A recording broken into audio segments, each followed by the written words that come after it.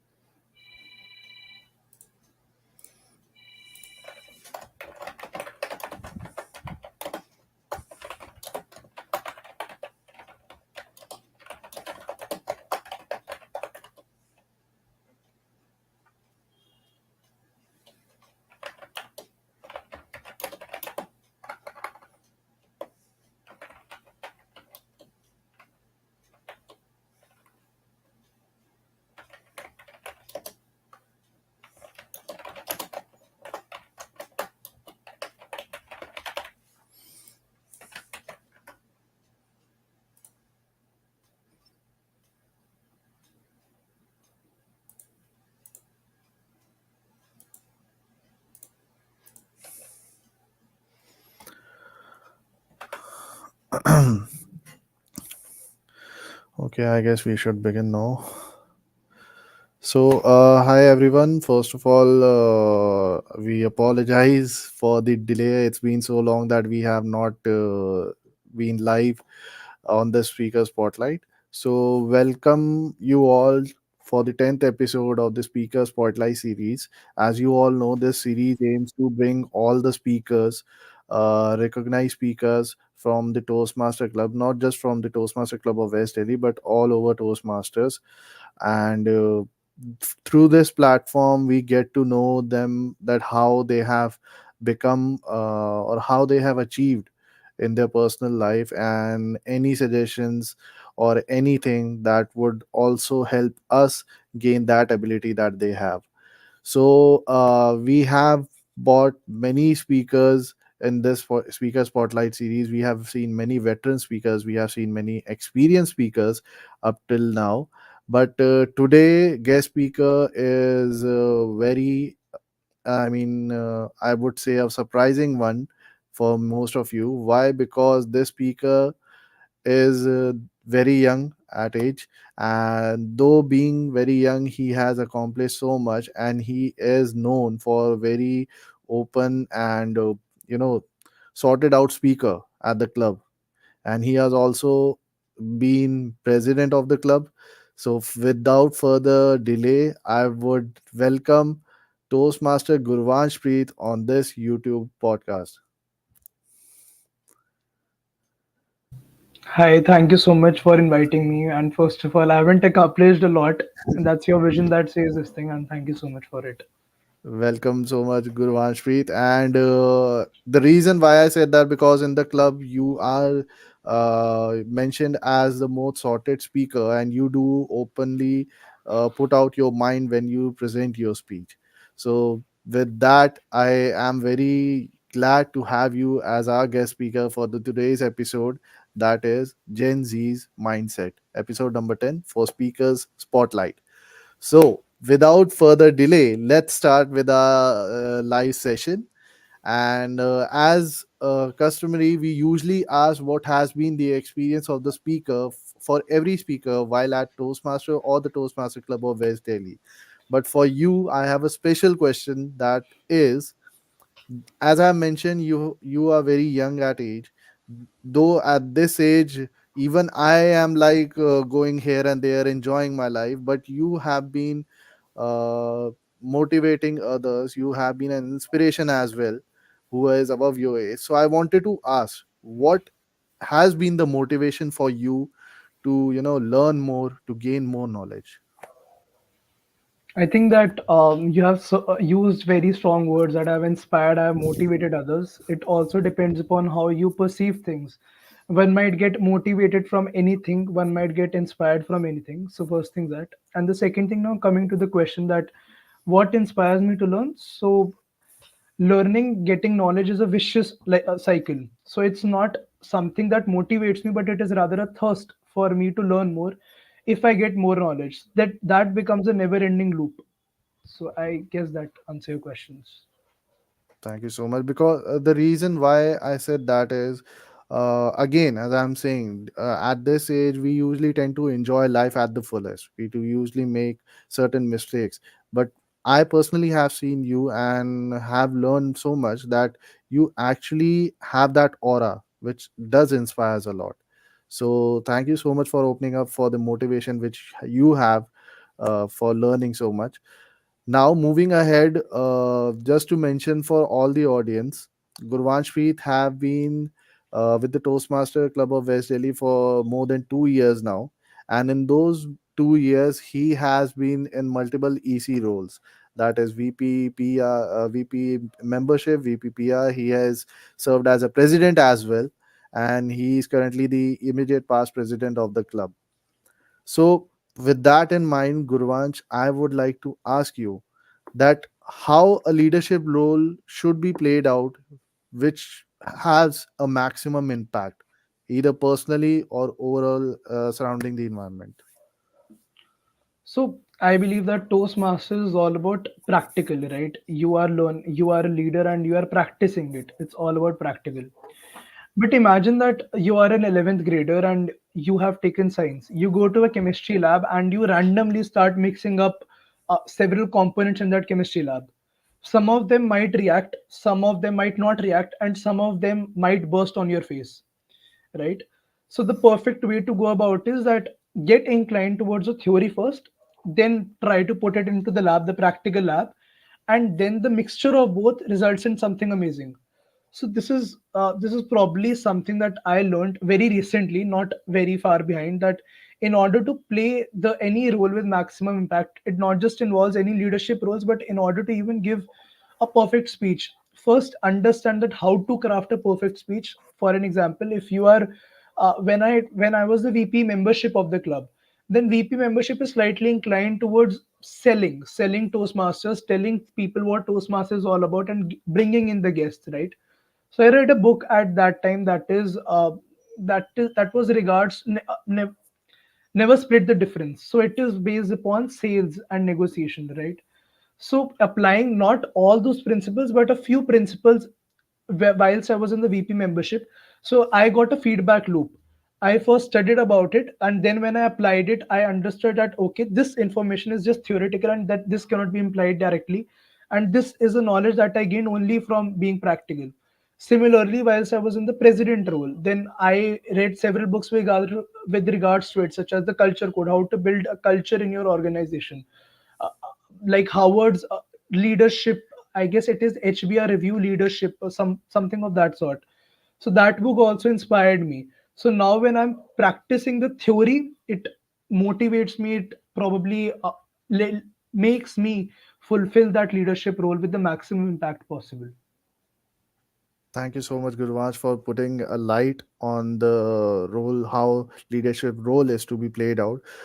There's one thing that I always wanted to ask. You have been the president in the past, and taking up a responsibility at a young age might sound difficult for many people, because presidency is not just a word, it carries a heavy burden. It just not related to the club but anywhere else. When you are a head of a group, you have to take certain decision that would impact either positively or negatively. You don't know even the result of that.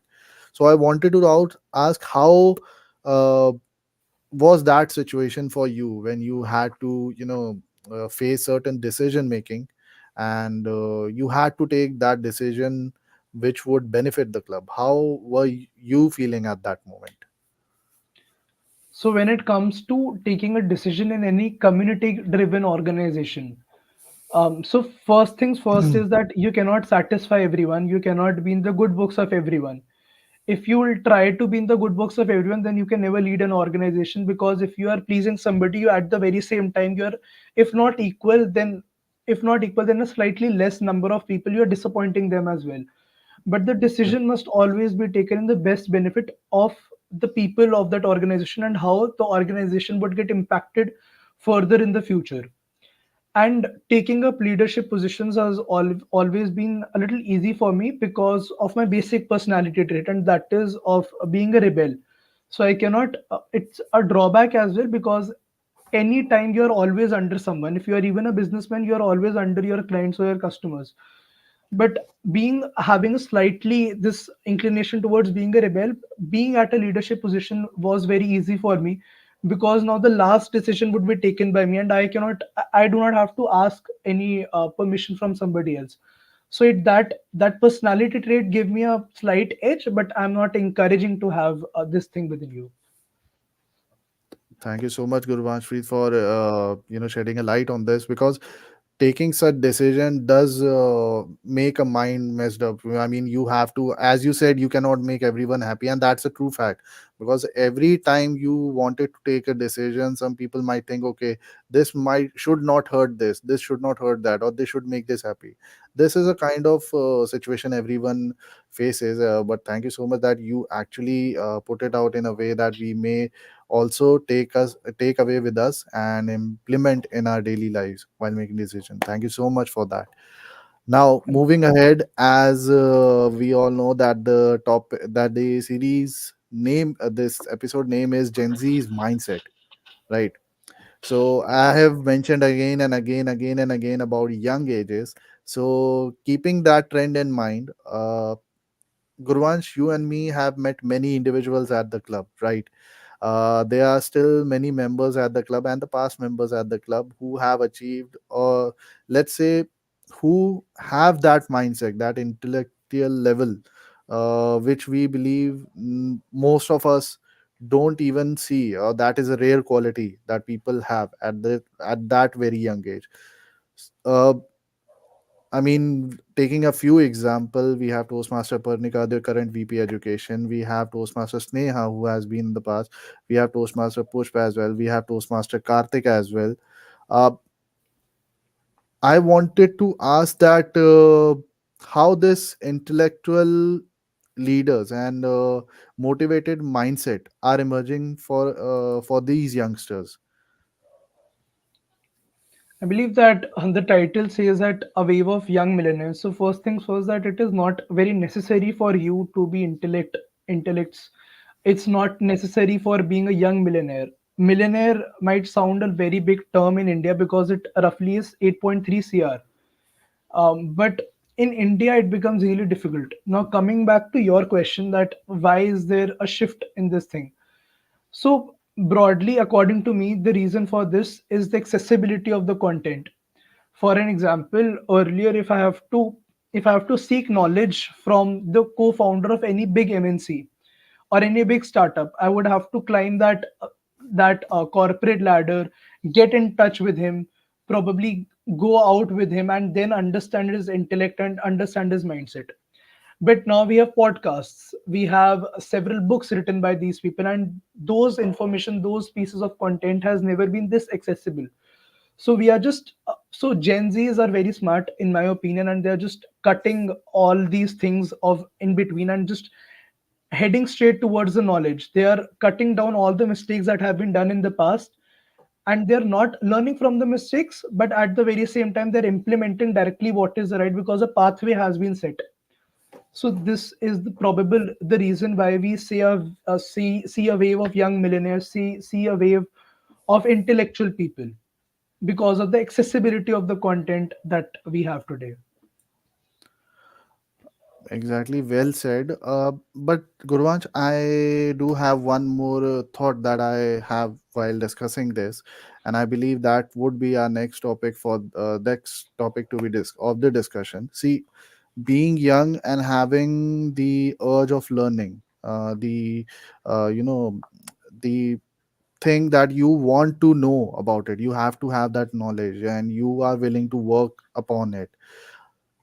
Does this thing puts mental stress, or it affects someone's health at a very young age? Because see, an experienced person have seen many things in their life. They have seen a lot of things based on which they take their decision, based on which they uh, kind of micromanage their work so that they can work effectively. But at a very young age, does these kind of stuff have any kind of stress? And if they have, how does it I mean, how does it experience, how is the experience for a younger generation?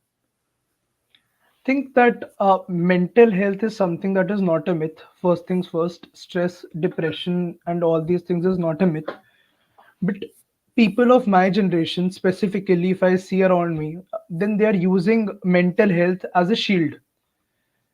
to escape the reality that is coming forward. As I mentioned earlier, that we are cutting off the trap, we are cutting off the failures, and reaching directly towards what went well with all these people who are successful right now, right?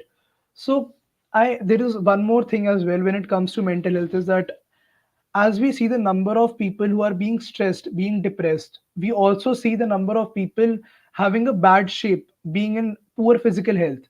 So there's a book named Spark that drives the exact same relationship between your physical health and your mental health. So in my so I think that diet is number one when it comes to all these things. We have very messed up diets. We are so much up into carbs. The insulin gets spiked. Your mood swings are there, very common with the people of Gen Zs. Your gut is considered to be as your second brain because it has the same number of neurotransmitters as brain has, right? So all these things combined together, and then the added on pressure of seeing people achieving several things at a young age does puts all together and leads up to stress, depression, and all these things. But having said these things, I believe that let's not use all these things as an escape from the stress that life has to offer to us. That's my take on it.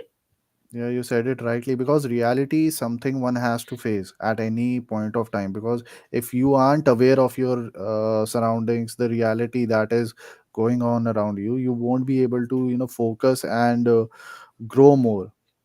That And is the thing.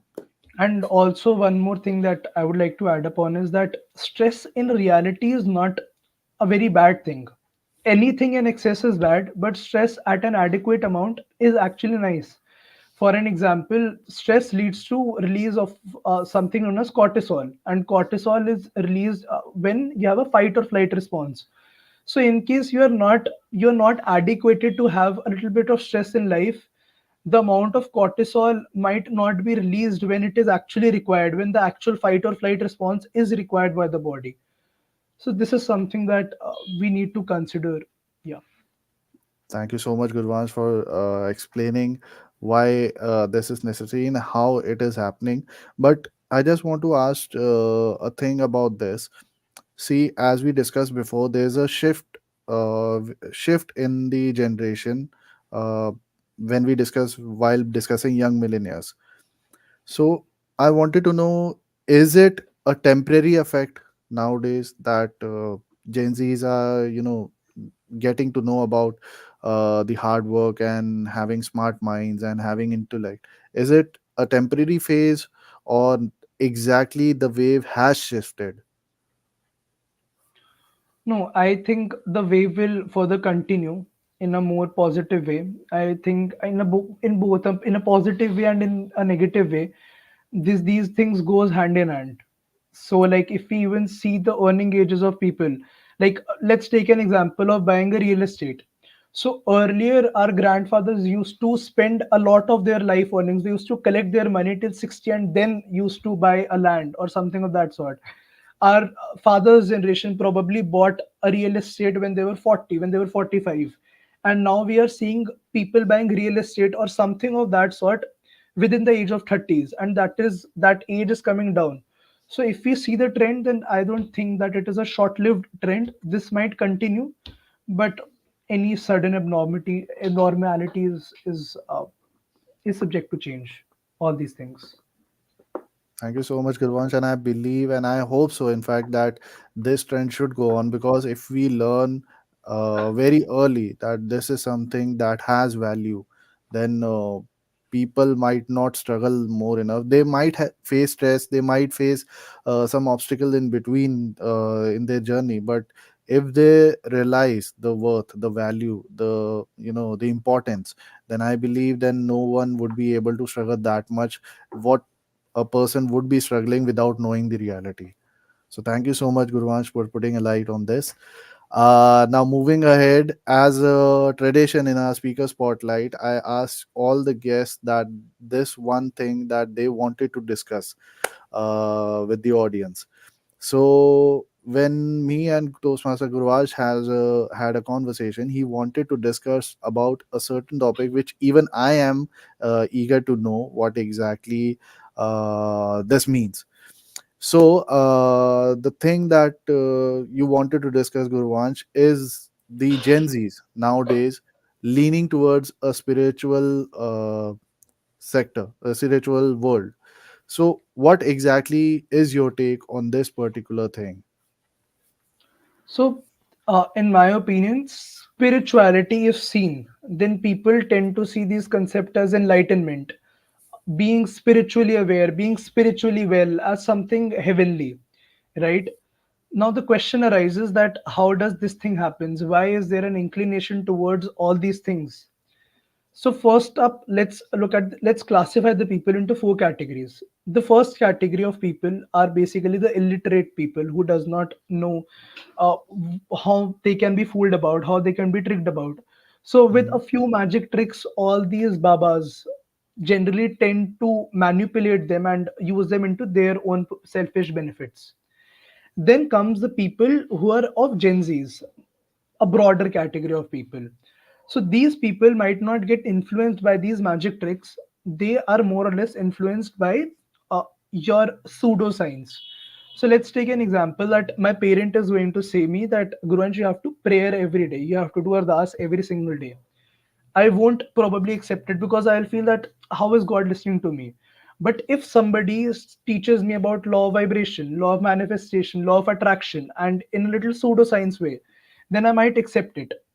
So all these content creators, if we tend to see, who are preaching these pseudoscience in the name of spirituality, are more or less hitting up the audience first by telling 9 or 10 things to them that are actually right, and that one thing is going to be a propaganda, right?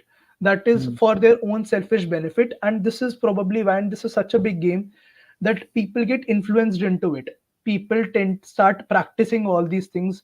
I'm not saying that meditating is wrong, I'm not saying that praying is wrong, that is your take.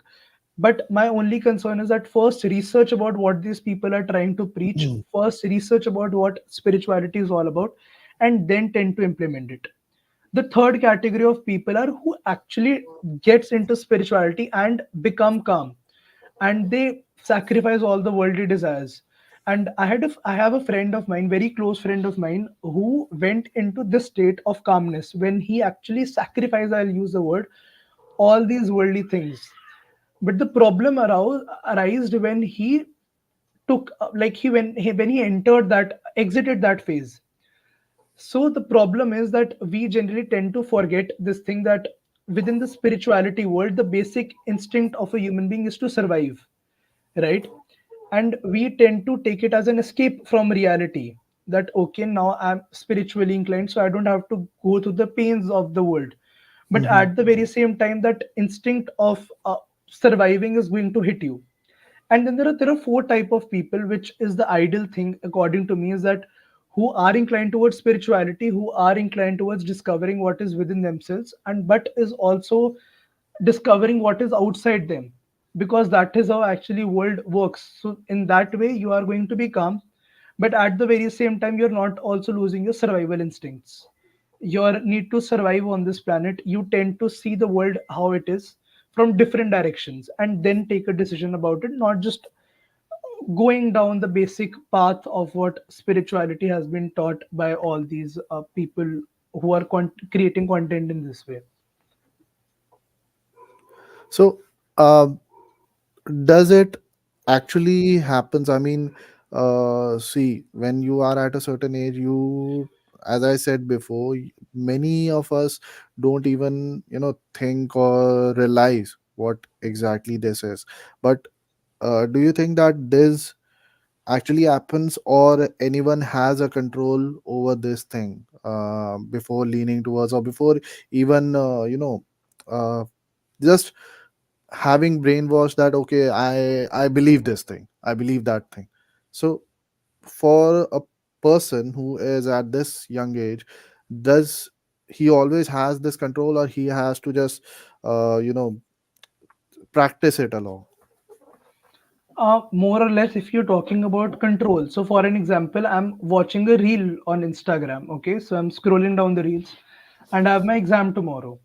Mm-hmm. Right. So the best way to study in that exam is that go ahead and work hard and study basic route, basic thing. Right. Focus on your health. Focus on your career. Focus on your relationships. But now, if I scroll down a reel and there is a person who is saying this thing that, okay, Guruansh, you first have to manifest, you have to create a vision board for the bigger purpose of your life. So Mm-hmm. now I'm skipping that thing and I'm going into some other direction. All right. I'm using that as an escape from hard work, the general route of how the world proceeds. Mm-hmm. So on some levels it might work, but on some levels it does not work. But at the very same time, the algorithm saw that, okay, you stopped and on that reel, you saved that reel, you engaged with that reel. So slowly and gradually the marketers are and the algorithm is going to push you that content. Mm-hmm. And as I mentioned, the people are going to start brainwashing. So all these, if you'll tend to see that a spiritual baba, English speaking a spiritual baba is having 10 million subscribers on YouTube, and if that person tends to push down a book, so at least 5 lakh copies would be sold here and there. And Exactly. imagine the revenue that is going to be generated. Imagine that how much profitability is going to be generated. Some people tend to set up camps, some people tend to set up foundations just to Mm-hmm. hide all these things.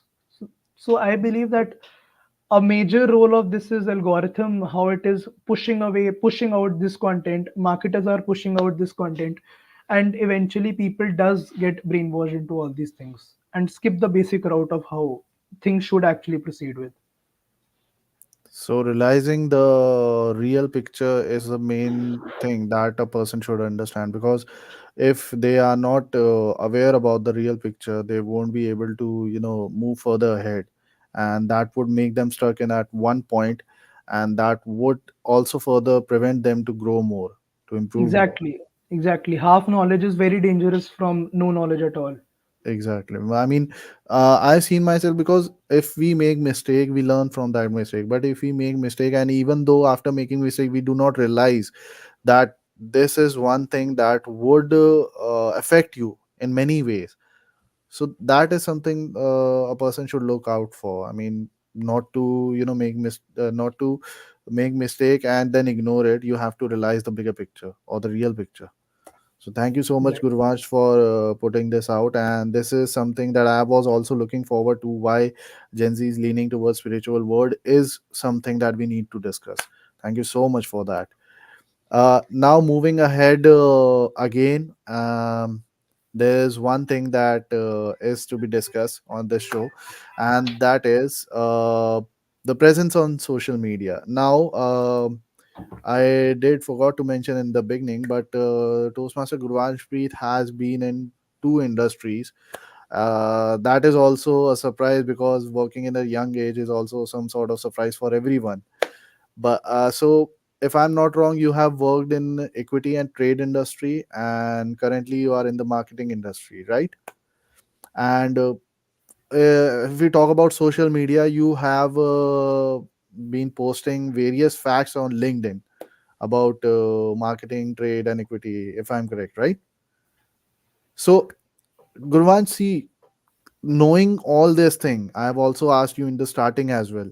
So, putting out facts, sharing your knowledge, what makes you, or what you have in your mind when you share these facts, these important information in the social media?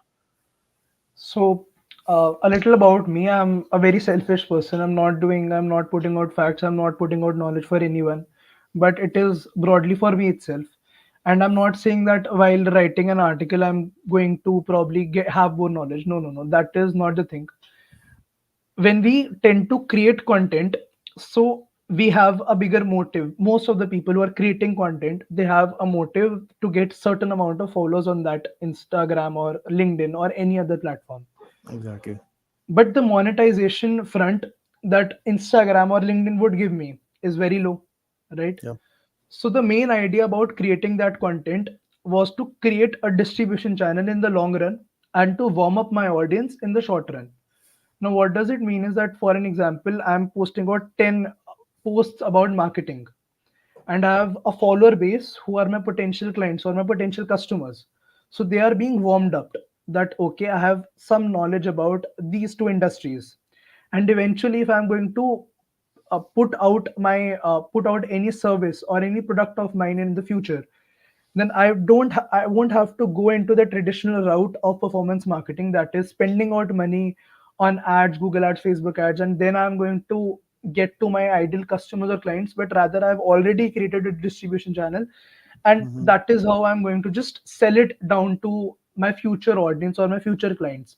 Like, look at the example of finance with Sharon. So that person is probably a genius or a very crazy person. So that person first started out putting content, educating people about finance. Now, when people had sufficient knowledge that, okay, this person has sufficient amount of knowledge about finance and we can trust them. So now he has got into the 1% club, which has been very well funded. So both that person came into the eyes of investors and that person came into the eyes of his future audience, his future customers. And that distribution channel through his followers was already built up. So without spending a lot of money, he was about to sell. So I started creating content with that vision. But right now, I am not creating content. That's something that I have to work upon, and that's something that I'm doing wrong, even though about I know this thing. But yeah, I hope that answers your question. Thank you so much, Gurvansh, for letting us realize that how things have to be done. Because I myself am a live streamer, and even though many people say to me that okay, you have to play this, you have to play that to gain more audience and all that, and that messes my mind up. I mean, I'm not a pro player, but then again, my whole motive is to just interact with everyone. Right. And gradually when you interact with people, they tend to notice you. They know that you are talking to them, you are speaking to them, you are not just showing the gameplay, you are not just showing off, as you said that a motive is behind that. So I also like when I speak to many people online, and while streaming I speak to everyone. And that is something that I'm doing for myself as well. Obviously my comm skills are getting better because I'm speaking to someone else, not just in English, but the way a person should speak with someone. But you said it right, you doing for yourself is one thing that also makes thing work. Because if you are doing just to if we remember, we just said one word, you cannot please, or you have to throw that thing out of your mind that you have to please everyone. So if you're doing things for yourself, and gradually that also improves you as well, because you know what you want on that particular platform. So yeah, the thank you so much for putting light on this. And I believe many people would understand when they put their content what is the motive behind it. uh So, Gurvansh, I believe we are almost towards the end of the live session. But before the ending, I wanted to ask one thing. Though you yourself have been for more than 2 years now, but you would still not admit it, but people do appreciate you, the way you have been speaking on the stage, the way you put out your mind, and the way you present the facts. That is something very appreciable, and people do again, I would say inspire, the word inspire, because this thing is very less or very rare to be seen in every speaker. Not every speaker is brave enough to put their own facts and bravely. And you are the kind of speaker who actually put facts out. You don't just blab words, you put actually the facts out. And that is one thing that every speaker looks on for.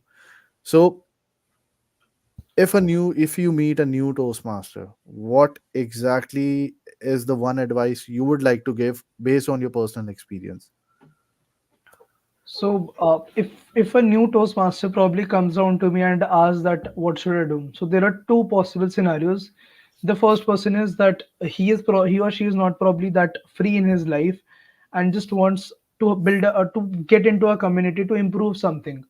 So try to be as clear as possible that what do you want from this platform, whether you wants to have a great speech, you want to communicate well, You want to learn how to lead, you want to network around with people and pick a business from Toastmasters, you want a community, you want friends. What is your motive? But there are a second category of people who are going to join like me, like the college students or the people who have a little time in their hand. So I'll suggest that go wild. Toastmasters is a very big platform. Go wild, go as much as possible, take up leadership positions, try to give the best possible speeches, best possible evaluations, play every role with efficiency. And after some amount of time, after 2 years, 2.5 years, you'll probably get to realize why you are here and why do you want to further continue your journey. Like after 2.5 years, I am right now understanding that what do I seek from Toastmasters. I personally seek to give the best speeches possible, to play any role with the best possible way. I was inclined towards leadership, but now I think that okay, I'm done with learning how to lead in this particular organization. I want to explore further, but not exactly in this organization, and I just want to have fun. That's my motive that I got after 2.5 years. So you need to have that patience. You need to understand the prospects of Toastmasters. Either be clear from day one, or you'll get clear within your journey. Thank you so much, Gurvansh. And I believe every new Toastmaster would surely take that thing in mind when they join Toastmaster, and they'll be clear what exactly they want. So thank you so much, Gurvansh. It has been a wonderful session for me personally. Why? Because I was thinking how this session would proceed, and obviously the questions we asked, the conversation we had. This is something that I was looking forward to, and I did enjoy having you as a guest speaker for today's show. Any thoughts from you? How you feel? Feel amazing. I feel delighted. I have not. I said it to you while having the mock call as well that I've not probably accomplished that much. But I'm grateful enough that you guys invited and you guys saw that I can probably impart certain knowledge into some any person. I'm on a journey of change. I'm on a journey of being evolved. On a journey of growing as an individual as well, and probably so is everyone. And it's probably your vision that says that I'm probably motivating and inspiring people, but I don't look it in this way. Thank you so much, Gurvansh. And I believe I am also one of them who actually sees you as an inspiration in many ways. Thank you so In much. my speeches also, I do put up many things, and I also started putting out facts. But yeah, having you in the club is very special. People also look up, and this is what Toastmaster is all about. You can never know who actually surprises you, and I guess you are that wild card who actually surprised everyone at a very young age, and that is why the today's tag is Gen Z's mindset. You are being a part of Gen Z's, though you have shown that maturity level that even amazes people. So thank you so much, Toastmaster Gurvanshpreet, for being with us in the speaker spotlight. And for everyone, we'll also have a special episode in the next coming weeks. As we all know, we have upcoming elections as well in the next coming weeks. So the next episode would be based on that. Till then, I would thank you all, whosoever has been with us on the whole episode. And we'll surely see you in the next week episode for else. Thank you, Toastmaster Gurvansh, and thank you for all the audience. Have a good day ahead. Bye bye. Thank you so much, Himanshu. Thank you so much.